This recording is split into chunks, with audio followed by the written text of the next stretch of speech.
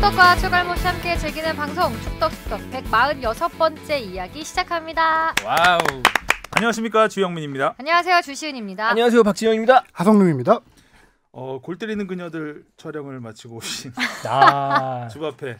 네, 드디어 말할 수 있네요, 이거를. 그러니까 이제는 우리는 말할 수 있다. 몇 주 전에 알았는데 네. 자꾸 얘기하면 안 된다고 안 했는데 돼가지고. 댓글에 먼저 나왔어요. 네, 지난주 예고가 나와가지고 아셨나봐요. 카펠라 2님, 주 앞에 골 때리는 그녀들 화이팅! 골 때리는 그녀들 경기도 좀 분석을 해주시고 앞으로. 분석할 경기력이 없고요. 네. 아니 주마페가 축구 명언 많이 만들잖아요. 실제 그렇죠. 해보니까 좀 어떤지 명언대로 됐나요? 그 막 말하던 패스는 앞으로. 그러니까 입축구에 안 돼요. 패스 앞으로 안 되고 패스란 게 안 되고요. 일단 지금 실력으로는 너무 많이 근데 뭐 이미 오늘 나오잖아요. 네, 오늘 나오는 이 방송 건데 나가면 이미 1회가 네, 1회가 나갔을 텐데 뭐 한 게 없고요. 공을 발로 맞은 것보다 남의 발에 제 발이 맞은 게 더 많고 포지션은 뭐예요? 첫 번째 경기할 때는 최후방 그러니까 수비 보고 미드필더 왔다 갔다 했는데요. 재능이 포지션이 없는 거. 재능이 없는 지금 것 포지션은 같아요. 벤치. 네, 벤치도 한번 갔다가 벤시은. 약간 지금 수비 미드필더를 시키시려고 하시는 것 같은데. 그러니까 경기장에 좀 난입하는 수준이겠네요. 그러니까 막 뛰어다녀요. 막 뛰어다니는데 이렇게 왜 뛰는지 잘 모르고. 공만 쫓아다니고 막 이래가지고 그러니까 지금 축구를 열심히 배우고 있고요. 아하. 배운 지 이제 한 2주 됐나? 3주 됐나? 저 골대 앞에서 주저하면 안 된다. 어떻게 보세요? 주저하면 안 되는데 다들 주저하고 주저 뭐라고 해야지? 그러니까 뭔가 축구란 게 아니고요. 그동안 입축구를 너무 했던 제 자신이 창피하고 왜냐면 함부로 비판하면 안 되겠다. 함부로 비판하면 안 되고 그 누구보다 축구를 제가 진짜 많이 알잖아요. 근데 거기서는 상급이죠, 제일. 축구 지식으로는. 그 전에서도 그 안에서도 제가 네. 많이 하는 편인데 이제 팀 안에서도 많이 하는 편인데 이게 머리로 아는 것과 이게 몸이 다르더라고요. 팀인 어느 팀이에요? 아나콘다 팀입니다. 아나운서. 네. 아하. 저 빼고 이제 프리랜서 언니들과 함께 하고요. 팀에서 막내죠, 막내. 네, 막내입니다. 거기서도.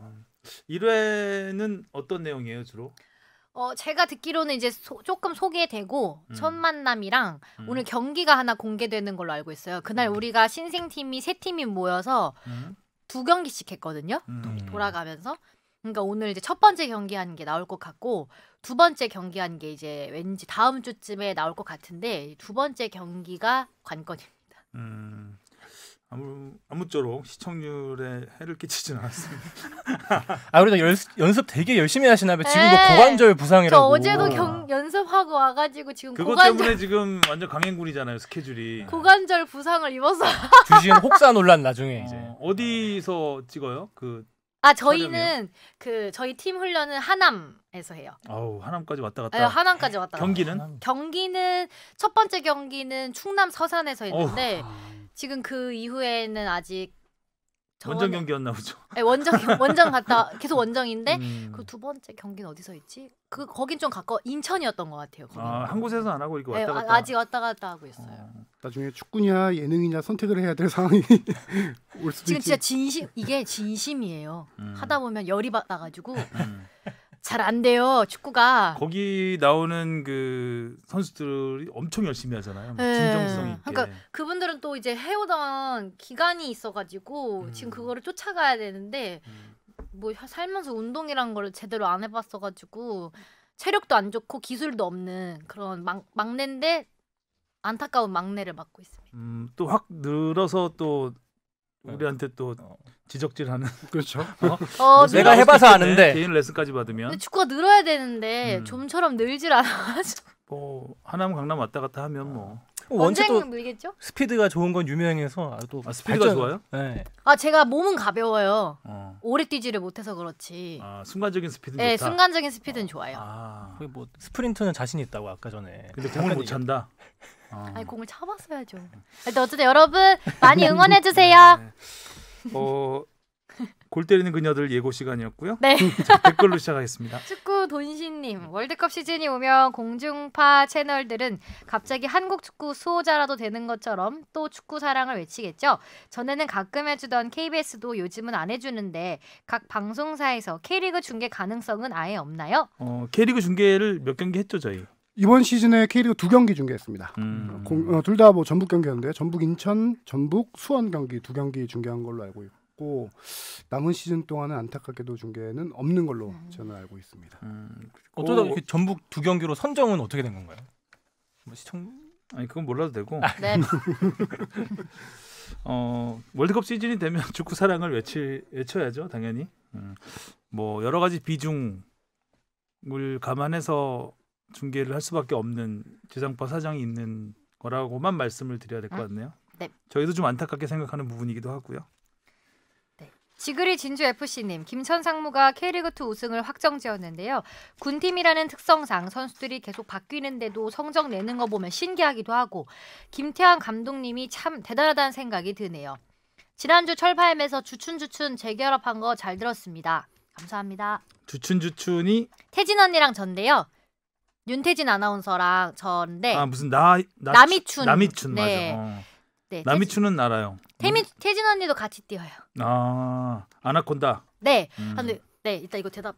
네네. 남이춘이 뭔지 알아요? 뜻은 잘 모르는데. 나 미스 춘향이야. 네. 근데 베텐을 듣는 사람만 아나 보다.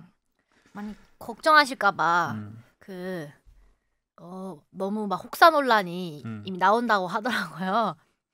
누구 혹사 논란? 제 혹사 논란이. 지훈 혹사 논란? 네, 막 고관절 다쳤다고 하면 또 너무 다들 심각하게 생각하실까봐. 지금 뛰어서 들어왔잖아요, 좀 전에? 네, 뛰어서 들어왔고 저는 괜찮습니다. 즐겁게 완벽하지 않은 상태라는 정도. 네, 완벽하지 않은 거고 안 하던 걸 하니까 그런 거고요. 여러분 너무 많이 걱정하지 마시고 응원만 해주세요. 네, 김천 상무는 일부 리그 승격이 확정됐죠. 네, 2부 우승을 조기 확정해가지고 조기까지는 아니고요. 뭐 2경기 남겨놓고 확정한 상태였으니까. 그래서 내년에 다시 1부 리그로 올라오게 되는데 일단은 가장 얘기할 거는 선수 구성이죠. 워낙 국가대표급 선수들이 많이 있어요. 보면은 현재 국가대표 선수가 조규성, 정승현, 박지숙, 구성윤 4명이나 있어요. 현재 멤버에. 지난번에 6월달에 전역한 선수들이 있는데 그 선수들도 화려했죠. 워낙 뭐 문선민 선수 있었고요, 박용우도 있었고 워낙 항상 수급이 대표 선수들이 수급되다 보니까 외국인 없이도 이 선수만으로도 좀 네임밸류가 많이 있고 이 팀의 강점 중에 하나는 확실한 거는 이제 조직력입니다. 이게 조직력이 약간 명감이 있을 수가 있는데 선수가 자주 바뀌니까 초반에는 약간 조직력이 어긋나지만 이 선수들은 군인 팀이다 보니까 계속 함께 있어요. 계속 합숙을 하니까 합숙을 하죠. 네. 그런 거기서 이제 이 새로운 선수들이 들어와서 조금 한두 달 이상만 지나게 되면 조직력이 완성돼서 팀 조직력이 좀 많이 올라오는 팀이고요. 그다음에 감독 역할을 말을 안 할 수가 없겠죠. 김태환 감독인데 별명이 뭔지 아십니까? 김태환 감독. 들어본 것 같은데. 과르디올라 이런 거 아니었나요? 네, 펩 과르디올라를 합쳐서 펩 태환이라고 불리기도 하고요. 태환. 그다음에 한 가지는 또 재밌는 게 관물대올라라고도 불리기도 합니다. 관물대 다들 아시죠? 군대에 있는 관물대. 관물대올라 예술이다. 네. 그렇게 하는데 막상 본인은 제일 좋아하는 그거는 클록 감독을 인용한 뭐 별명이 하나 있는데 제가 지금 까먹었는데. 저도 뭐 하나 있어요. 약간 외모와 관련되지 않았나요? 머리 스타일과? 클록 감독 뭐였는지 지금 제가 적어왔긴 했는데 잠깐만요. 댓글로 달릴 거예요. 너무 고민하지 마시고요.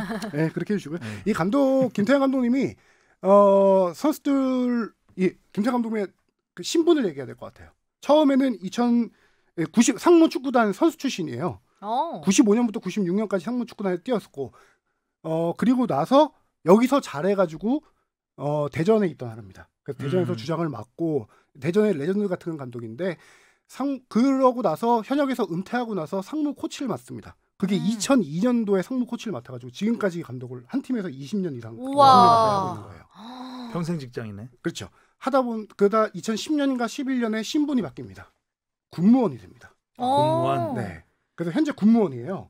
그러다 보니까 그 관사 앞에서 살고 있고요. 국군체육부대 앞에 있는 관사 앞에서 살고 있고 선수들하고 훈련이 있을 때 1년에 한 번씩 뭐 GOP도 같이 가고. 근데 관사에서 사는 게 아니라 관사 앞에서 살아요? 아 관사, 네. 부대 앞에 있는 관사에서. 부대 앞에 있는 네, 관사. 부대 앞에 있는 관사 관사. 앞에서 산다 그래가지고.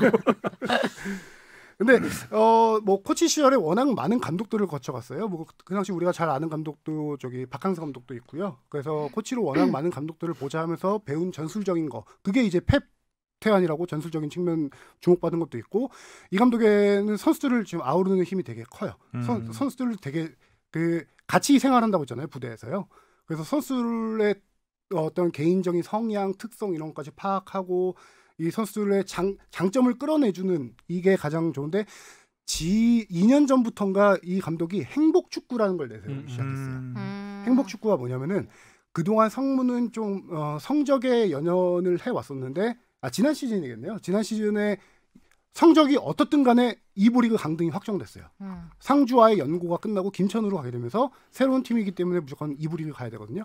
그럼 우리 이번 시즌에 진짜 한번 제대로 니네들이 원하는 축구 해봐. 정말 경기장에서 모든 걸 다 쏟아내고 그냥 행복하게 축구하자, 우리 경기 결과 상관없이. 그래서 지난 시즌에 최고 성적 4위를 거뒀어요. 그걸 올 시즌에도 성적에 대한 부담 없이 선수들에게 행복 축구를 계속 이어오고 있어요. 그래서 이 감독의 가장 주안점, 김태형 감독이 가장 핵심적으로 생각하는 거는, 상무에서 워낙 오랫동안 지내면서 선수들이 상무에서 기량이 만기에서 나간 선수도 있고 재기에서 나간 선수들이 있어요. 대표적인 그렇죠. 선수들이 강상우 같은 선수도. 강상우 선수 같은 경우 도움망 차지하고, 그렇죠. 상무에서 워낙 공격수로 주민규 변신해서 선수도 잘하고, 상무에서 잘했죠. 주민규 잘했고, 예전으로 돌아가면은 이동국 선수도 이동국 선수도 2002년 한일 월드컵 명단 탈락의 아픔을 딛고 상무에 들어와서 발전해서 나갔고요. 네. 그 다음에 또 대표적인 게 김정우 선수, 뼈트라이커라고 해서 공격수 변신해가지고 한참 그때 센세이셔널을 했었죠. 이런 식으로 본인의 스토리잖아요. 하긴 포지션도 많이 바뀌는 것 같고, 그렇죠. 상무에 가서 좀 다양한 역할들을 하는 것 같긴 해요. 네, 김태형 감독이 그 본인이 상무를 통해서 발전해서 대전 프로팀에 입단했듯이 이 선수들을 키우는 거에 대해서 되게 많이 중점적으로 상무에서 선수 입장에서도 상무에 있으면 어떤 부담감 같은 게 좀 덜할 것 같긴 해요. 소속 팀에 있는 것보다. 그렇죠. 네. 행복 축구. 아무래도 군인이라는 신분이라는 것도 있고, 또 행복 축구를 할 수 있는 거는 이제 계속해서 좋은 선수들이 들어오니까 행복 네. 축구를 할 수 있는 거 아닌가. 우리도 행복 네. 축구 해야지. 벼랑 끝에 몰려 선수들이 봐야 자꾸 들어와야 되겠네요. 행복 축구. 바뀌고. 아이고, 선수 수급도 안 되는데 무슨 행복 축구를 해요? 공을 못 찬다면서. 행복 축구 행복할 틈이 어디 있습니까 지금? 네? 합숙 시작하고. 행복 축구 할 수 있어요. 좀 전에 방송하는데 주바페가 막 기침을 에치 이렇게 했습니다. 잡음이 아니고요, 주바페의 기침 소리였습니다. 죄송합니다. 그래서 간단하게 아까 생각났는데, 그래서 경기 스타일은 되게 강한 전방 압박과 공수 밸런스를 강조하는 감독 스타일인데, 이게 클롭 감독과 비슷해서 별명이 충성 클롭이에요. 충성 클럽. 그래도 관물대 올라오다는 건물대로. 올라는 굉장히 인상적이네요. 다 잘 짓는다. 재밌네요. 자, 질문 받아보겠습니다. 무엇이든 물어보세요. 이경섭님이 오랜만에 보내주시는 것 같은데요. 축덕숙덕 애청자입니다. K리그2 김천의 승격 뉴스를 보면서 궁금증이 발생해서 메일 보냅니다. 올해 초 2021년 하반기 국군체육부대 신병 선발 계획이 없다는 뉴스가 나왔다가 정정되어서 국방부 승인하에 정상 모집한다고 알고 있습니다. 결론은 올해 김천 상무는 신병 선발 계획이 있나요? 그리고 연말이 다가오는데 스브스 미디어국 최대 축제인 골룸 어워즈 2년 만에 부활하나요? 골룸부터 대답하고 가시죠. 골룸 어워즈는 제가 아니라 아마 최다의 인턴 PD가 좀 주도해서 해야 되지 않을까. 오라고 하네요. 오라고. 네. 안 간다고. 안 간다. 김천은 지금 일단 6월 달에 아까 잠깐 말씀드렸다시피 12명이 전역을 했어요. 그래서 선수가 원래 38명으로 치르다가 지금 현재 26명입니다. 이게 항상 여름쯤에 한번 뽑고 그다음에 겨울쯤에 한번 뽑고, 이게 예전 같으면은 군 생활을 2년 하다 보니까 주기가 딱 맞았어요. 근데 지금 1년 6개월이다 보니까 이게 계속 이렇게 왔다 갔다 엇갈리는구나. 엇갈리는 거죠. 그래서 지금 10월 달에 지원서 접수가 10월 22일 날 끝났고요. 후반기 정상적으로 뽑습니다. 하지만 이전보다 12명까지는 못 뽑을 것 같아요. 지금 인원 TO를 좀 줄인 것 같아요. TO는 정확히 얘기는 밝히진 않던데 12월 달에 최종 합격자가 나옵니다. 네, 그래서 신병은 후반기에 모집을 하고요. 이번에 우리가 너무나도 뻔하게 잘 아는 선수가 가죠. 네, 거의 확정, 합격은 안 했지만 권창훈 선수가 지원을 했을 테고요. 네. 누가 지원했다는 건 이렇게 나오진 않으니까요. 그다음에 뭐 수원 FC의 이영재 선수도 뭐 갈 수도 있고요. 뭐 대표급 선수들도 한 2-3명 정도 이번에 또 올 시즌 입대를 예정돼 있지 않나. 거기도 싶습니다. 나름 피 튀기는 경쟁이 되겠네요. 그렇죠. 네. 네. 그렇게 해서 피 튀기는 경쟁을 통해서 선수들이 오니까 그렇죠. 행복 축구가 가능한 거죠. 그리고 선수들이 환경이 아나콘다는 경쟁률이 어땠나요? 잘 모르겠습니다. 미달이었나요? 아니 치열했을걸요? 치열한 경쟁을 뚫고. 네. 그래 아까 딱 생각났는데 제가 상무 담당을 좀 오래 해서 그 스토리를 잘 아는데 여기 팀의 특징 중에 하나는 선수들의 승리에 대한 의지가 너무 클 수밖에 없는 게 승리 포상 휴가가 있어요. 5만 원? 또 시작돼 5만 원. 포상금 말고 포상 휴가가 있어요. 휴가. 네. 뭐 매경기 나오는 건 아닌데 진짜 이렇게 그 승리하게 될 경우 뭐 하루 이틀 이런 포상 휴가 있고 그다음에 약간 뭐 연패 이어진다 치면 이제 이런 거 하나 걸면 되는 거거든요. 그렇죠. 네. 그리고 다른 팀 같은 경우는 경기 끝나면 각자 다 흩어지는데 이 팀 같은 경우는 경기 끝나고 항상 회식을 가죠.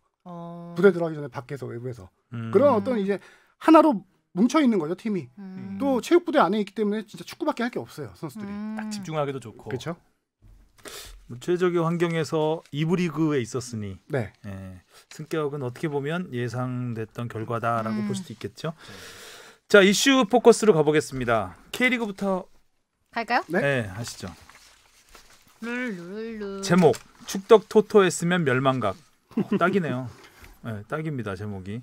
혼돈의 정규 파이널 라운드. 정말 많은 이변이 일어났습니다. 진짜 한두 경기 맞췄으면 잘 맞추는 라운드. 그러니까요. 거의 예상이 다 1, 2, 3, 4위가 다 이기지 못했죠. 그렇죠. 이번에 이제 제주 전북 경기 빼고는 전부 다 순위가 아래에 있는 팀이 높은 팀을 이겼죠. 제주 전북도 무승부였고요. 그렇죠. 제주 전북 무승부, 울산도 졌고 포항이 좀 안타깝다고 해야 되나요? 그렇죠. 그랜트가 그 아츬에서는 기적적인 골을 넣고 결승까지 올려보냈는데 다 좋을 수 없다는. 네. 하여간 아시아 챔피언스리그의 후유증이 확실히 있었던 것 같긴 합니다. 너무 치열했던 경기여서 나갔던 세 팀이 모두 좋지 않은 결과를 받아들였고 반면에 수원과 제주가 막차를 탔죠. 네, 극적으로. 그리고 강등 싸움도 아주 치열해졌습니다. 광주가 또 이기고 서울도 아주 잘했습니다. 네. 서울이 점점 좋아지는 것 같아요. 4골 넣었어요. 4골 넣은 경기가 있었나요? 올 시즌? 올 시즌 못 본 것 같아요. 올 시즌은 없었습니다. 없었어요. 3골도 잘 기억이 안 나는데. 4골 먹힌 건 있을 수 있어도 주로 먹는 역할을 좀 해서 3월 정도에 시즌 초반에 있었고요. 4골 제가 이따 뒤에도 잠깐 얘기하려고 적어왔는데 19년인가 그때 이후로 처음입니다. 오랜만이네. 하여튼 뭐 역사적이라고 하긴 좀 애매하지만 정말 보기 드문 승부가 하루에 다 펼쳐졌습니다. 네. 자, 먼저 일단 전북이 선두로 올라서긴 했어요. 네. 비겼지만 제주하고 제주 어떻게 보면 윈윈까지는 아니지만 제주 입장에서는 한숨을 돌렸고 전북도 나쁘지 않은 결과. 윈윈이라는 표현 괜찮은 것 같은데요. 네. 일단 제주 입장에서는 일단 ACL을 한번 도전해 볼 수 있는 기회가 왔다는 면에서 또 승격 팀이잖아요. 그렇죠. 승격 팀이 두 팀 다 이번에 파이널 A에 들어간 것도 아주 이례적이고 이 경기는 참 전북이 어떻게 봐야 되나요? 전북이 이기는 게 이길 수도 있었던 경기인데. 네, 그렇죠. 막판에 PK로 골을 내줬으니까요. 이 경기는 근데 진짜 뭐 다 경기 보신 분들은 알 수도 있겠는데 정말 경기장 열기도 좋았고요.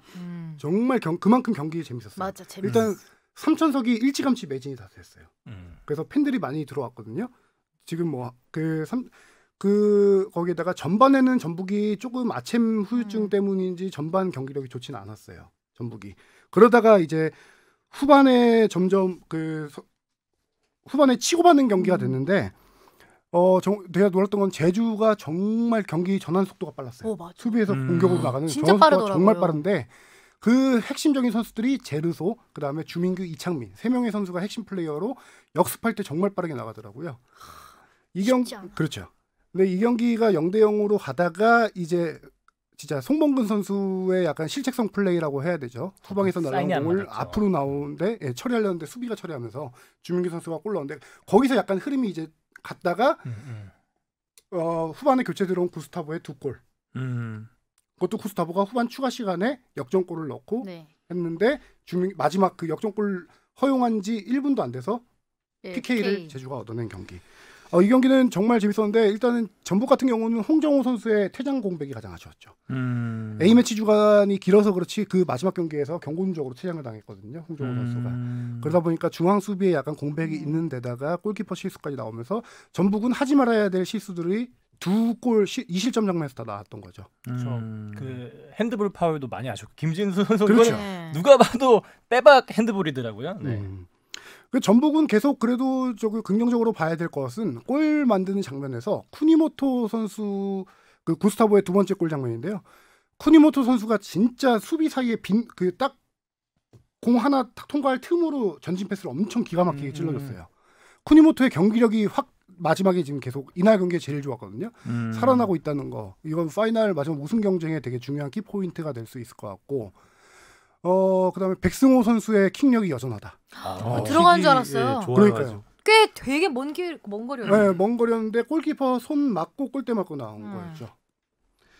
그리고 뭐 주민규 선수 얘기를 안 할 수가 없을 것 같아요. 제주의 지금 가장 에이스죠. 네, 주민규 선수가 지금 17골로 득점 단독 선두를 달리고 있는데 지금 K리그 1 시즌 개인 최다 타이예요. 17골. 그 정도로 최고의 시즌을 보내고 있다. 지금 이제 파이널 A 들어가면서 자기의 기록을 좀 넘어서겠죠. 제주가 아주 최근에 6승 2무 2패 네. 급상승세를 타고 있는 거는 역시 주민규 선수가 그렇죠. 넣어줄 때 넣어주고 있다. 그리고 한 가지 더 뽑을 수 있는 거는 팀이 원팀이 정말 됐다라고 느끼고 있는 게 이창민 선수가 정말 경기력이 좋아요. 미드필더에서 수비 앞에 볼란치 역할을 하면서 수비를 커버해주고 공격전 할 때 아까 말했다시피 엄청 빠르게 전진을 해줘서 볼을 풀어주거든요. 이창민 선수가 주장이었어요. 근데 팀이 부진할 때 본인 스스로 주장을 내려놓고 주민규 선수에게 넘겼어요. 주장직을. 그러면서 지금 제주 선수들의 멘탈이 뭐냐면은 우리는 누가 주장이 아니다. 여러 명 전체가 주장이다. 다 주장이라고 주장하는 네. 그런 멘탈로 지금 계속 경기를 하고 있다라고 해요. 주씨라서 주장을 준 건 아니겠죠. 그걸 잘 보여주는 모습 중에 하나가 이 주민규 선수가 페널티킥 후반 추가 시간에 넣은 게 원래는 전담기권은 이창민 선수입니다. 그렇죠. 근데 이제 양보를 합니다. 왜냐? 그 전에 이미 포항 경기가 끝나서 이날 경기 결과에 상관없이 파이널 A가 확정이 된 상태였어요. 부담이 없는 상태다 보니까 차라리 그럼 득점왕 밀어주자라고 해서 이창민 선수가 양보를 해서 주민규 선수가 차게 된 팀 분위기 참 좋네요. 네. 그러니까 참 잘 극복한 것 같아요. 한 여름 때쯤이었나요? 그때 위기가 있었잖아요. 남기일 감독님도 경기력이 안 좋다 보니까 인터뷰도 한번 거부했었고 그때 뭐 강등 위기도 겪었죠. 뭐 잘하면 팀을 떠날 수도 있다 감독님이. 그리고 뭐 선수 내부의 불화 뭐 이런 얘기도 잠깐씩 뭐 들리긴 했는데 그런 얘기가 있었나 싶을 정도로 요 근래 이제 10경기 6승 2무 2패 계속해서 상승세 이어가면서 파이널 A까지 들어온 게 신기합니다. 딱히 뭐 그동안에 제주에서 뭐 네네. 변화는 없었죠. 네네네. 남길 감독이 워낙 우리가 잘 알려져 있죠. 승격 전문가예요. 그러니까요. 남길 감독이 광주, 성남 이어 제주까지 승격시켰는데 본인 커리어 사상 첫 파이널 A입니다. 그래요? 예. 야, 항상 이게 언더독 그렇죠. 팀만 맞다가 네. 업독이 됐네요. 그리고 이건 좀 경기 외적으로 화제가 됐던 거 하나 좀 소개해주고 싶어서 갖고 온 내용인데 이날 제주 경기 보면 알다시피 파란색 유니폼을 입었어요. 맞아요. 제주의 상징 색깔이 뭔지 빨간색, 주황색. 주황색. 귤색. 네. 그 홈 어웨이 유니폼도 아닌 파란색 유니폼, 서드 유니폼도 아니에요.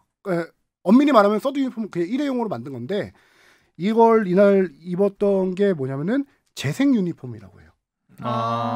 그래서 파란색을 한 이유는 제주의 푸른 바다를 상징하기 위해서 파란색으로 했는데 시원시원한 느낌은 딱 나더라고요. 그렇죠.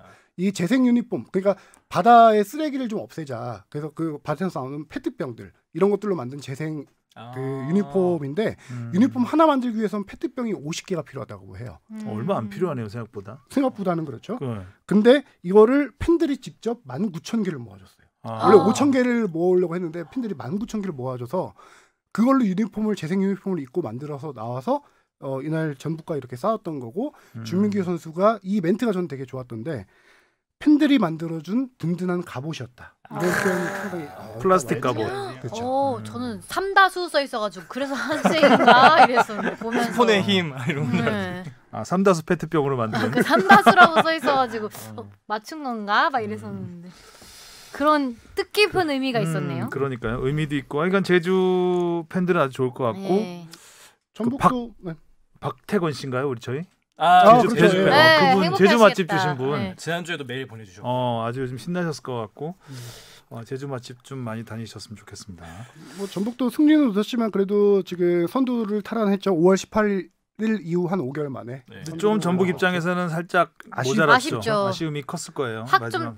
네, 이렇게 차이를 벌릴 수 있잖아요. 역전할 수 있었는데. 지금 1, 2위 차이가 승점이 같고요. 골 다득점. 다득점 차이인데 지금 4골인가 그럴 거예요. 그러니까 이것도 의외더라고요. 그러니까 오히려 울산이 조금 더 골을 더 많이 넣는 그랬을 느낌이고 것 같은 전북이 느낌이 득점이 들었는데 적을 것 맞아요. 같은데 네. 그러니까 전북이 득점도 많고 실점도 적은 우위를 점하고 있더라고요. 그래서 이쯤 생각나는 게 이제 2019년이죠. 또 울산에겐 악몽이. 그렇죠. 비슷한 상황이죠. 그때는 승점 최종전까지 똑같고 마지막 최종전 결과에 따라서 전북이 한 골, 다득점에서 한 골 앞서서 한 우승을 골이었죠. 차지했죠.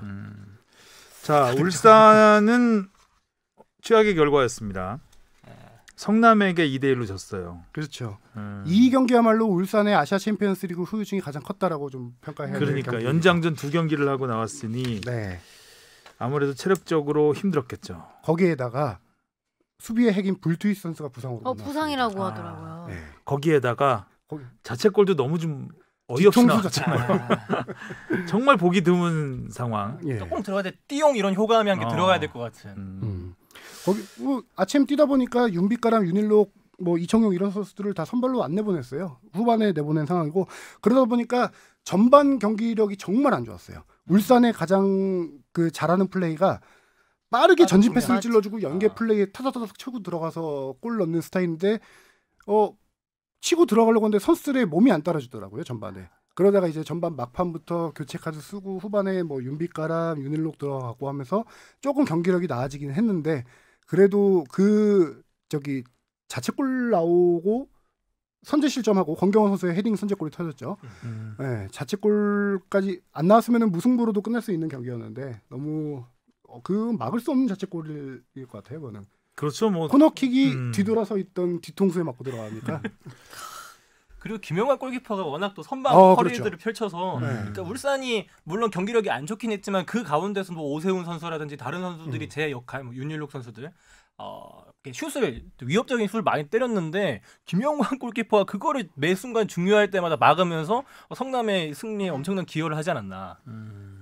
김영환 선수가 한 3골 이상 막은 것 같아요. 네. 그 방금 말한 오세훈 슛도 손 맞고 골대 맞고 나왔고 후반에 이동경 슛 맞고 연속 2번 그렇죠. 맞고 뭐 세컨볼까지 따내는. 지금 나이가 39 정도 될 거예요. 83년생이니까 38, 9 정도 될 텐데 이 순발력은 정말 여전하더라고요. 그렇죠. 울산의 골키퍼 조현우랑도 이 경기에 봤을 때는 밀리지 않았던 그렇죠. 활약을 했으니까요. 울산이 문제인 게 지금 아까 말했다시피 불투이스도 부상이고 이동준 선수가 팀 훈련에는 합류는 했어요. 근데 아직 언제 복귀할지 모르는 상황인데 지금 녹음 기준으로 오늘 당일날 저녁에 FA컵 경기까지 있습니다. 그래서 이제 체력적으로 힘든 상황에서 경기는 많아지고 좀 부상자 발생하고 울산이 이거를 어떻게 좀 아침 후유증을 극복하냐가 이제 파이널 A에서 우승 경쟁에 큰 변수가 되겠죠. 일단 뭐 선택과 집중이 필요할 수도 있는 상황이 오고 있는 것 같아요. 울산 입장에서는. 그렇죠. 예. 근데 원래는 트래블을 노린 팀으로서 둘 중에 하나를 포기하기엔 더 아쉽지 않을까. 네. 포기하지 않았으면 좋겠다. 둘 다 해야지. 둘 다 잡으면 좋죠. 근데 더블이 이제 가시권에 있죠. 예. 그럼 전남이랑 붙죠? 네, 전남과 오늘 밤에 열리죠. 울산 입장에서도 FA컵을 포기한다는 건 말이 안 되니까. 그럼요. 선수 기용에 있어서의 그 선택과 집중이라는 의미겠죠. 경기 자체는 포기할 수 없는 경기지만 선수들을 이제 뭐 체력을 좀 안배하면서 잘 좀 아예 쉬게 해서 더 쉬게 해주고. 용병술에 있어서는 감독의 역량이 굉장히 중요한 시기다라는 생각이 좀 듭니다. 자, 그다음에 수원도 아주 극적으로 오랜만에 이긴 것 같아요. 파이널 A에 올랐습니다. 수원이 파이널 A 진출한 게 3년 만이더라고요. 아, 그래요? 네. 그 또 수원으로서는 이 경기에 진짜 제리치 선수가 정말 톰과 제리의 제리처럼 골을 넣었어요.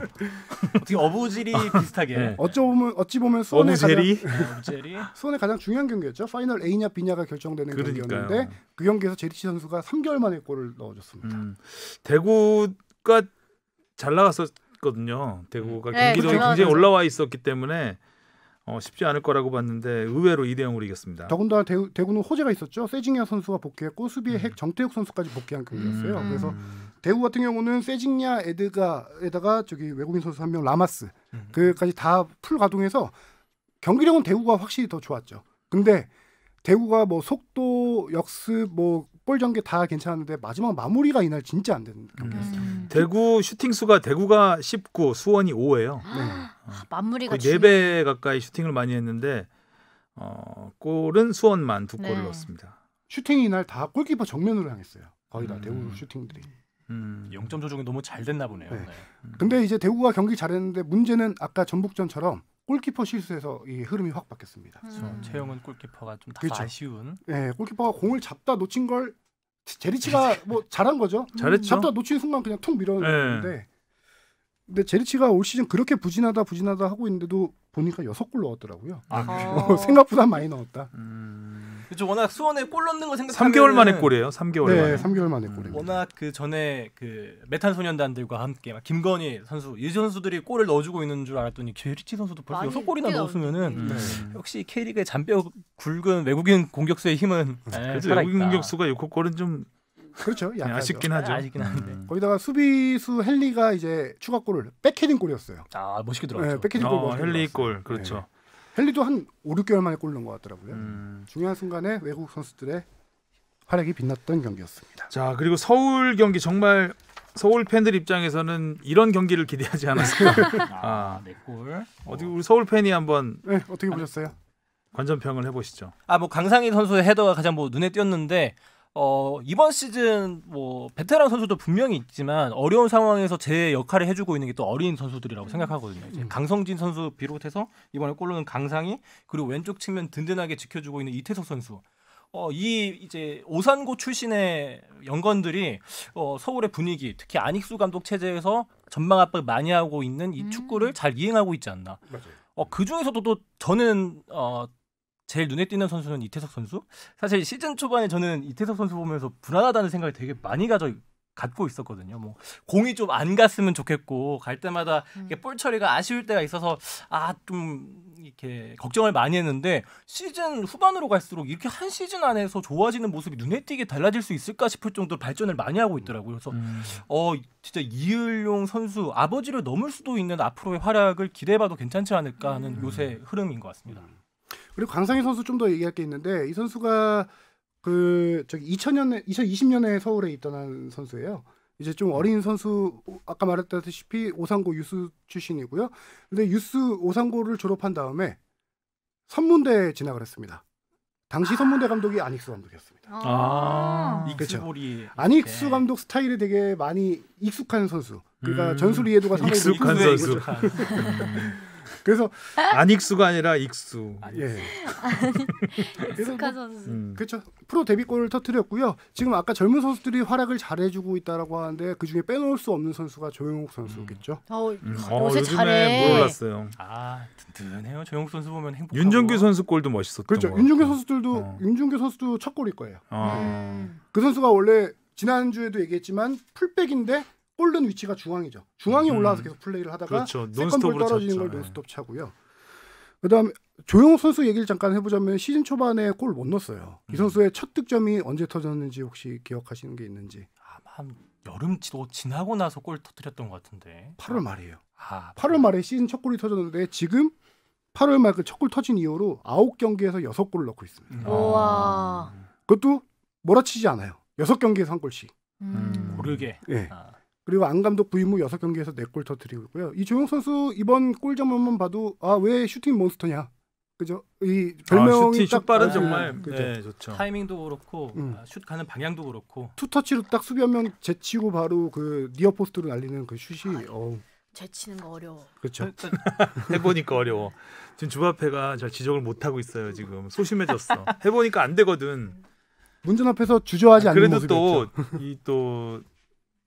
그 관전하는 입장과 하는 입장 다르니까 네. 할 때는 좀 겸손하게 하시고 네. 또 지를 때는 지르시고. 주바페가 다른 지적을 안 사람들처럼. 하니까 좀 우리가 맥이 빠지는 것 같아요. 못해요. 저는 문전을 못 지킨단 말이에요 지금. 조만간 골키퍼 할 것 같지 않아요?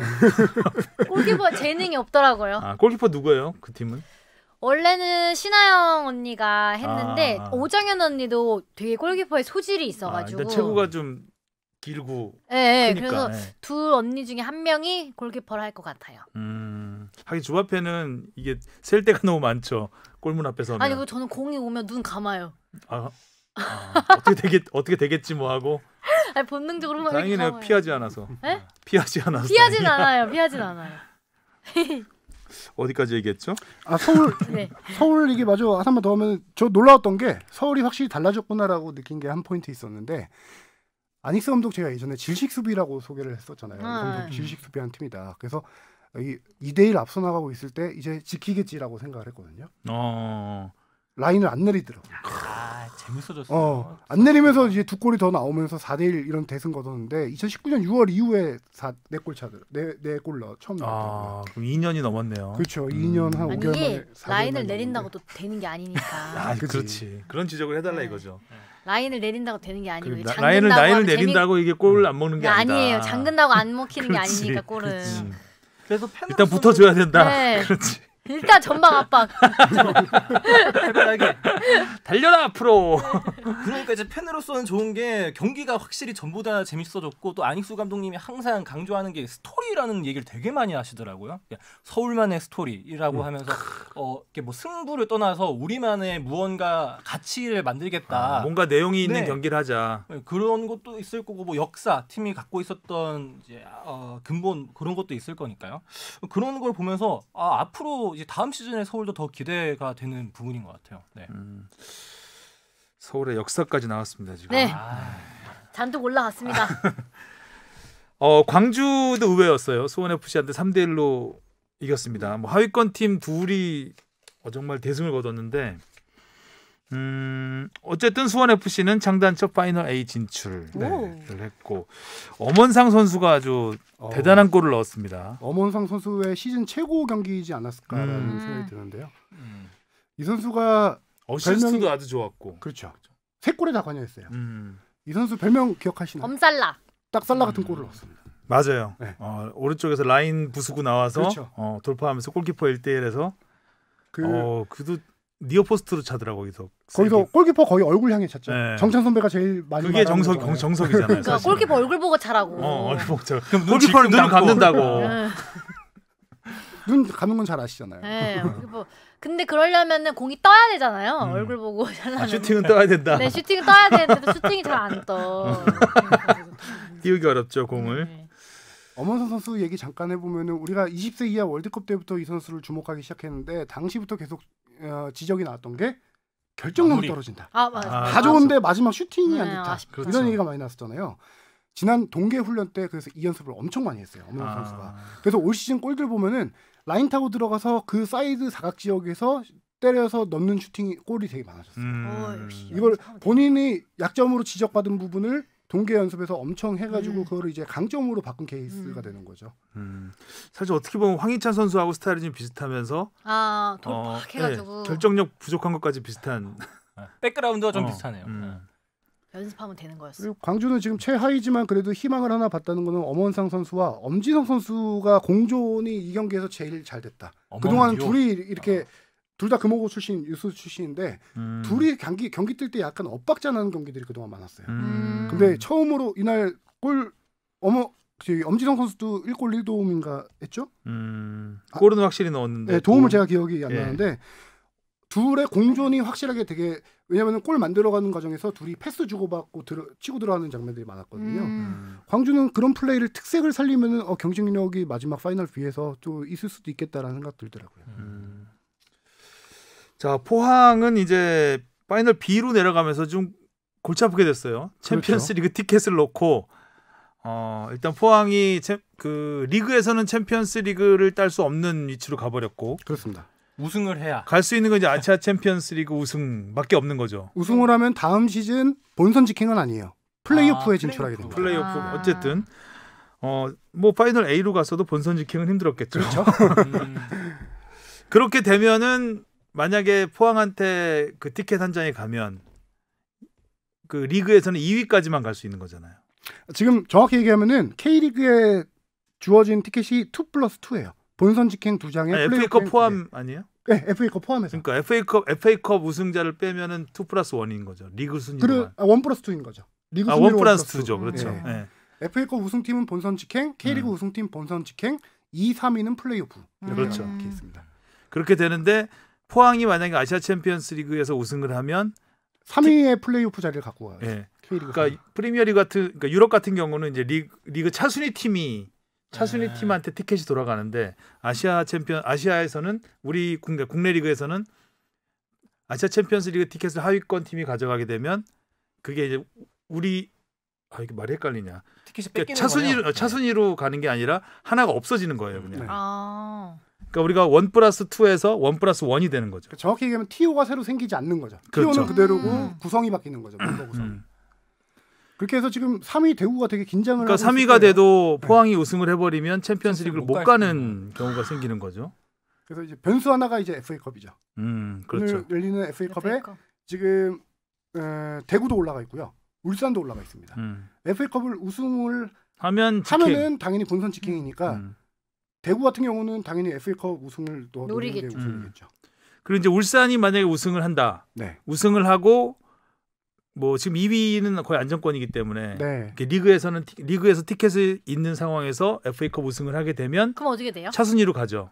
울산이 FA컵 우승한다. 네. 한다라고 치면은 하고 K리그 우승팀에게 본선 직행이 가고 2위 안에 들면 그쵸? 차순위로 넘어가죠. 울산이 2위를 하게 되면은 3위에게 티켓이 넘어가요. 티켓이 네, 넘어가고 그건 FA컵 그렇죠. 그 자리는 차순위로 넘어갈 수. 그리고 포항이 우승 안 할 경우 4위까지 가게 되죠. 우승 안 할 수도 있나요? 못 하지 않나요? 우승 안 할래. 나 우승 안 해. 할게보다 아니다. 어떻게 우승 같은 거래? 막 이랬어. 제 본심이 나왔네요. 어렵다. 우승 못 할 수는 없다고 생각을 하는군요. 안 한다고. 그렇게 될 경우 이제 울산이 한 자리를 차지하게 포항이 지금 되니까, FA컵에는 못 들어가 있잖아요. 못 들어가 있죠. 네. 네. 그러니까 포항 입장에서는 아시아 챔피언스리그 우승밖에 없는 거죠. 없는 거죠. 챔피언스리그 가기 위해서는. 가자. 집에? 네? 우승 가자. 자, 그리고 프리미어리그 얘기도 좀 해보죠. 황희찬 선수가 골을 넣었는데 운이 좋았습니다. 네. 그렇죠. 앞에 똑 떨어졌는데 근데 또 황희찬 선수도 침착하게 잘 밀어넣은 것 같아요. 이게 인사이드나, 위치가 참 좋았죠. 네, 뭐 너 발 너무- 등으로 찰 수도 있는데 발 바깥쪽으로 센스 있게 또 밀어넣는 모습이 거기서 발등으로 차면 좀 안 좋은 거 안 되는 거 아닌가요? 골키퍼 얼굴 보고 강하게 한번 아니, 거기서도 거기서- 그거는 뭐 거의 우승 안 하겠다는 얘기 아닌가요? 거기선 안 돼. 네. 운도 좋았고 뭐 마무리도 적당히 잘했고. 네. 어쨌든 황희찬 선수는 이렇게 한 골씩 넣고 있어요. 네. 적응은 잘하고 있는 것 같고. 이렇게 우리나라 프리미어 리그 중에 첫 시즌에 빠르게 적응하는 선수가 있었나 싶을 정도로 벌써 리그 4, 5골이죠? 네. 그런데 이제 황희찬 선수가 골은 계속 넣고 있긴 한데 전체적으로 이 경기를 보면 아쉬운 부분들도 상당히 많은 것 같아요. 지난 경기가 더 그렇죠. 지지난 네, 경기 그렇죠. 아스톤 빌라죠. 빌라. 네. 그래서 아직은 안착을 했다라고 우리가 확신하기에는 조금은 좀 더 지켜봐야겠다. 보여줘야 되는 게 아닌가. 라는 생각이 근데 좀 지금 듭니다. 초반에는 출전 기회가 계속 주어지고 있어요. 이게 상당히 저는 중요하다고 보는데 라이프치히에 갔을 때 이 선수가 초반에 뭐 여러 부상도 있었고 코로나 감염도 있었고 하면서 출전 기회를 많이 부여받지 못했어요. 그러다 보니까 교체 출전해서 이렇게 되면 선수들의 멘탈적으로 흔들립니다. 뭔가 보여줘야 돼서 무리를 하게 되고 오버를 하게 되고 그러다 보면 슈팅 뜨게 되고 공 빼앗기다 보면 자신감 떨어지게 되고 그게 이제 악순환이 연결되면서 라이프치히에서 계속 잘 하지 못했던 건데 이 감독이 울버햄튼의 라즈 감독이 이걸 알아요. 이 선수가 입단했을 때 기자회견에서 얘기했어. 이 선수는 출전 기회만 주면 되는 좋은 선수다. 라이프치히에서 워낙 출전 기회를 많이 부여받지 못했다라는 걸 알고 있어서 아스톤 빌라전에서 그렇게 황희찬 선수가 많이 못했잖아요. 못했는데 다음 경기에도 바로 선발로 듭니다. 저도 못해서 사실 조금 그렇죠. 걱정했거든요. 맞아요. 그때 좀 불안했죠, 사실. 네. 후보로 나와도 이상하진 않겠다. 네. 그런데 선발로 넣은 거 보면서 시즌 초반이기도 하고 이 선수에 대한 믿음이 상당히 크구나. 그러면서 황희찬 선수도 자기도 우리가 똑같은 비슷한 생각을 했을 거예요. 선발로 못 나설 수도 있지 않을까라고 했는데 이 감독이 나를 확실히 믿어주는구나라는 이런 믿음이 생기면서 플레이가 더 편해지는 거죠. 자신감이 올라오는 거죠. 확실히 마음이 많이 놓일 것 같아요. 그러니까 임대로 들어왔는데 입단식도 되게 거창하게 열어줬잖아요. 네. 맞아. 그런 거 생각하면 황희찬 선수도 팀에 있으면서 편안한 마음을 가질 수 있으니까 부담도 덜고 자기 플레이를 마음껏 보여줄 수 있는 것 같아요. 팀을 잘 간 것 네. 같긴 해요. 네. 라지 감독이 그리고 예전에 잘츠부르크 시절부터 황희찬 선수를 되게 주목했던 선수라고 직접 기자회견에서 밝혔어요. 그 모습을 기억하고 선발 기회를 계속 주는 거죠. 뭐 거의 아마 4, 5년을 쫓아다녔다 뭐 이런 말도 나오더라고요. 예. 3, 4년? 아, 3, 4년. 많이 올렸네. 아주 MSG를 좀 많이 쳤네요. 3, 4년이랑 4, 5년은 달라요. 그리고 중요한 거는 울버햄튼의 히메네스의 존재예요. 히메네스가 정말 많이 띄워주고 연계 플레이해주고 드리블도 좋고 황희찬 선수의 골도 히메네스의 슈팅이 맞고 나온 걸 황희찬 선수가 넣었거든요. 히메네스와의 호흡이 괜찮아요. 항상 이 황희찬의 골 장면에는 히메네스가 있는. 그렇죠. 그리고 황희찬 선수의 플레이 스타일 자체가 연계 플레이를 좀 잘 하는 선수이기 때문에 그런 선수 호흡이 잘 맞는 선수가 있으면은 황희찬 선수는 그날 경기에 좋은 활약을 펼치게 되는 거죠. 그리고 손흥민 선수는 참 열심히 뛰던데 그죠? 네. 결실은 없었죠. 결실은 없고 토트넘이 전반적으로 너무 힘이 없어요. 재미가 손흥민만 없어요, 뛰는 느낌이 들 정도로. 이 경기는 뭐 손흥민 선수 저는 그렇게 부진했다고 보진 않거든요. 그냥 지난주에 네. 저 하성룡 기자가 칭찬 많이 했죠 토트넘. 그랬던 것 같아요. 오늘은 이제 까야 타임이죠. 깔타임이네. 너무 잘한다 해줬더니 말이죠. 저는 이렇게 얘기하고 싶어요. 완벽한 로테이션을 가동한 누누 감독의 완벽한 실패다. 맞네요. 네. 뉴캐슬전으로 돌아가 보죠. 베스트 11 뉴캐슬전 이겼잖아요. 경기력 네. 좋게 해서 이겼는데 교체 한 명도 안 했죠. 그렇죠. 교체 안 한 이유가 뒤늦게 좀 느껴져. 뒤늦게 이제 생각해 보면은 다음 경기 컨퍼런스리그 비태세전에 선수들을 아예 팀을 이원화시키려고 그런 게 아닌가라는 생각이 드는 거죠. 베스트 11이 아예 밖에서 비태세전에 나갔습니다. 비태세전도 교체 한 명밖에 안 했어요. 그리고 웨스트햄전에 다시 뉴캐슬전에 나갔던 베스트 11을 그대로 내보냅니다. 지금 팀을 아예 두 팀으로 나눠서 쓰고 있는 거예요. 겹치질 않는다 이거죠 스쿼드가. 베스트 11이 아예 달라요. 아예 심지어 골키퍼조차도 달라요. 어... 그런데 그렇게 하려면은 어느 최소한의 결과와 선수들의 체력적인 충전 이런 걸 다 이루어져야 되는데 웨스트햄전에서 선수들이 안 뛰더라고요. 뉴캐슬전 뛰고 비테스전 뛰고 쉬고 나왔는데도 선수들이 안 뛰어요. 이날 그 BBC MOTD라는 프로그램이 있어요. 경기 분석하는 프로그램이 있는데 거기서 딱 토트넘 경기를 이렇게 정리하더라고요. 선수들이 노 무브먼트다. 움직임이 없다. 그러다 웨스트햄의 밀집 수비를 뚫지 못했다.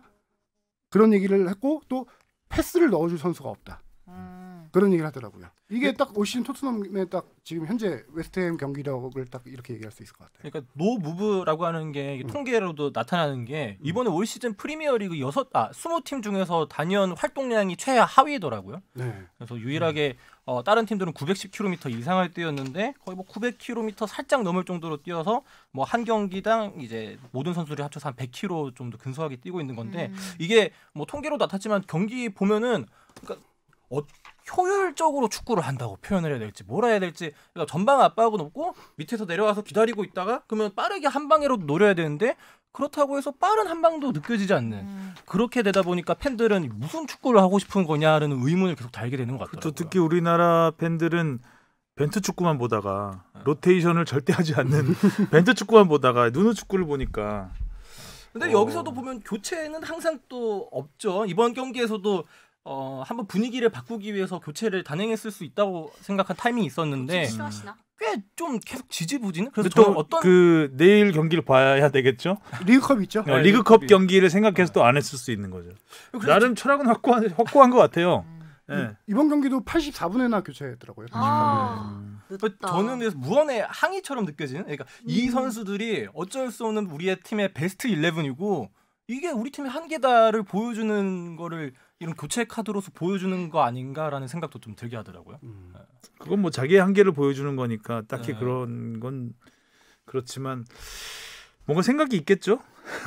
난 믿고 가다가 그러니까 자꾸 좀 신기한 부분이 있는 것 같아요. 아직은 궁금증이 더 많은 것 같아요. 이게 산투 감독의 그 스타일을 다 보여주는 건가? 뭔가 더 있겠지라는 생각을 가지고 좀 더 아직까지는 저는 물음표를 달고 그냥 궁금증을 갖고 보고 있어요. 경기력 좋을 땐 또 괜찮거든요. 네. 그래서 별로 없었지만. 네, 하성룡 기자 칭찬하고 이거 왔다 갔다 하잖아요. 그래서 휘청하는. 그러니까 어떤 게 본 모습일까? 좀 아직은 테스트하는 것일 수도 있다라는 생각도 그냥 해볼 수 있는 것 같고 그래서 좀 더 지켜봐야 되지 않을까. 물론 이제 얼마나 기다려줄지 모르겠죠. 네. 네. 팀에서. 경질 1순위 후보로 솔샤르 감독과 다투고 솔샤르가 지금 역전했잖아요. 1순위. 역전했네요. 그래서 누누 감독의 부진한 경기력, 누누 감독의 토트넘 부진한 경기력을 저는 개인적으로 통계를 되게 좋아하잖아요. 그래서 이번에 대본에 뽕 PD가 통계를 적어왔길래 되게 반가워서 이거를 좀 이어가려고 좀 해봤거든요. 간단하게 하나만 통계 소개를 바통 할게요. 터치. 네, 일단은 통계. 통계를 너무 간단하게 소개했어. 자세히 아, 적어놓고 이것만 하나만 얘기해줘요. 어떤 몇이에요 토트넘이? 무브먼트 저기 활동량은 꼴등이죠. 활동량 꼴찌죠. 네. 거기다가 지금 뽕 PD가 적어온 게 팀 압박 횟수에서도 프리미어리그 20개 팀 중 19위라고 했어요. 네. 꼴등은 꼴등이에요, 아이러니하게도 사실상. 울버햄튼입니다. 아. 그래서 네. 한국인 두 선수가 뛰고 있는 두 팀이 압박이 적어요. 이게 이제 아까 BBC에서 MOTD에서 분석했던 선수들의 노 무브먼트다라는 포인트가 이게 될 수가 있고요. 하나는 패스를 넣어줄 선수가 없다. 예전 같으면은 저기 누구였죠? 에릭센 같은 이제 키 플레이어가 없는 거예요. 패스를 넣어줄 로셀소나 은돔벨레 정도인데 그 선수들의 활약이 그 정도 에릭센처럼 킬 패스를 찔러줄 만한 그 패스 능력이 없거든요. 그것도 통계로 좀 제가 봐왔거든요. 그때 경기당 키 패스가 토트넘이 19위입니다. 키패스조차도. 키패스가 19위라고요? 경기당 7.3개. 1위가 리버풀인데 리버풀이 15.7개. 절반도 안 되는 거죠. 거기에다가 키패스가 안 들어가다 보니까 슈팅도 적어져요. 경기당 슈팅 수 프리미어리그 20개 팀 중에 19위입니다. 또 19위. 예. 경기당 10.4. 19 좋아하네. 예. 그런 거 보면 오히려 리그에서 6위를 유지하고 있는 게 신기할 정도인 거예요. 맞아요. 예. 경기 내용은 이 정도로 통계로서는 안 뭐 좋은데. 바닥을 거의 기고 있다 한데 순위도 6위네요. 그리고 인터뷰에서는 또 우리가 잘했다고 했죠. 토트넘이 더 잘했다. 웨스트햄보다. 경기 내용은 뭐 이 정도면 괜찮지 않냐라는 식으로 스토리 좋아하시나? 승패와 상관없이? 이러다 갑자기 극적으로 막 잘해지려고. 그것도 후반에 슈팅 제로였는데. 그러니까요. 하여튼 좀 더 지켜보고 싶다는 생각은 들어요. 좀 재밌는 사람이 아닐까라는 생각도 들고. 이렇게 재미로 바라보다가 이렇게 팀이 신인 감독이 맡아서 자기 색깔 이것도 색깔이라면 색깔이겠지만 뭔가 막 무색무취한 의욕이 색깔. 넘쳐나잖아요. 경기를 보면 신인 감독이 오면 뭔가 자기 색깔을 불어넣고 뭐 넣었다 뺐다 막 이거를 막 많이 하는 게 일반적인데 이렇게 변화 없이 너무나 침착하게 로테이션을 확실히 지켜가면서 두 팀으로 어떻게 보면 약간 귀여운 느낌도 들어요. 이렇게 운영하는 팀은 사실상 옛날 레알 마드리드 정말 뎁스 있을 때나 바르셀로나 그 정도 팀의 그렇죠. 그 빅클럽 정도 갈 수 있는 그런 운영을 팀도 두세 명은 기본적으로 그렇죠. 같이 가요. 네. 같이 근데 내려가요. 근데 이렇게 완벽하게 너무나 이원한. 무자르듯이 A팀 B팀에서 오늘은 A 1000개 올려 100개 올려 이런 것도 아니고 약간 좀 그래서 재밌다는 생각이 일단 약간 들고 좀 더 지켜보고 싶다. 그래서 좀 궁금하다. 서브 벤치에 앉혀놓는 것도 아니고 아예 런던에 두고 갔어요. 그러니까 이 대담함은 뭐죠? 어떻게 보면 진짜 완벽하게 나오네. 이래서 결과만 좋으면 진짜 멋있는 감독 되는 그렇죠. 거예요. 결과 날 수도 있죠. 날 수도 있다는 생각이 든다니까요. 나는 지금 그래서 과도기일 수 있어. 과도기. 그래서 좀 익숙해지면 네. 아직은 안 익숙하니까 좀 기다려 보고 싶다. 좀 지금 자르기 너무 아까운 감독이다. 약간 이게 꿀잼 요소가 많은데 그러니까 보는 시청 재미가 있는데 이거 네. 벌써 자르기는 아쉽다. 그런 면에서 저는 좀 지켜보고 싶다는 뜻이었고요. 근데 신기한 거 사실 같아요. 뭐 그 하성룡 기자 좋아하는 통계만 본다면 이건 당장 경질돼도 할 말이 없는 네. 감독인 건 맞죠. 자 이제 최다희 PD가 저희한테 그 2시 최다희 PD가 오늘 좀 지각을 했는데 오자마자 갑자기 녹음을 1시간 이상 녹음할 수 없다고. 네. 진짜 저희 제안을 PD가 주는 됐어요. 바람에, 저희는 어쩔 수 없이 여기까지 진행을 해야 될 것 같습니다. 다음 주 축구 토토나 한번 할까요? 토토나 한번 하고 갈까요? 이제 그거니까 그거 스플릿 경기. 어디 갔어? 랄랄랄랄랄라 7페이지. 자 갑니다. FA컵도 하나요? FA컵은 오늘 FA컵은 아니, 놔두고 하지 말고. 리그만 하시죠. 네. 인천 서울. 서울. 갑자기 서울 팬이 됐어. 무승부. 아까 이 얘기죠. 아까 이게 왜 나왔는 건가요? 그러니까 하성룡 기자가 FC 서울이 지금 승무승이래요. 승했구나. 이제 뭐 할 차례입니다. 이게 차례래요. 안익수 스토리 작가가 무승으로 이렇게 계속 연주하고 6경기를 계시는구나. 무승. 그러니까 하성룡 기자가 지금 통계로 예측을 한 겁니다. 네. 좋습니다. 이걸 통계라 부를 수 있는 건가요? 네. 다음 수원 대 전북. 전북. 저도 전북. 저 수원승. 전북. 성남 대 포항. 포항. 성남. 저는 무승부. 저도 무승부. 대구 대 제주. 제주. 어렵네요. 주 씨한테 가야 되는 거 아닌가요? 가시죠. 전 무승부. 무승부. 저도 무승부. 저 뭐야, 대구. 무승부 잘 안 하지만. 울산 대 수원 FC. 울산. 저 울산입니다. 아 뭔가 수원 FC 잘할 것 같아. 무승부. 그럼 제가 수원 FC 갈게요. 광주 대 강원. 여기 두 팀 진짜 급한 두 팀끼리 붙네요. 광원 하면 안 돼. 광원. 강원. 강주나. 광주 대 강원? 저 무승부. 저 광주 가겠습니다. 엄살라로 가겠습니다. 광주. 아이. 루이 암스트롱이 터프해졌어. 지금 어떻게 하셨죠? 광주? 광주요. 저 광주에 광주? 전 무승부. 무승부? 강원 가야 되겠네. 강원 가야 되겠네. 자, 찰떡토토 다음 주 결과가 기대가 됩니다. 네. 자, 오늘 여기까지 하겠고요. 다음 주에 만나요. 안녕. 안녕. 고맙습니다.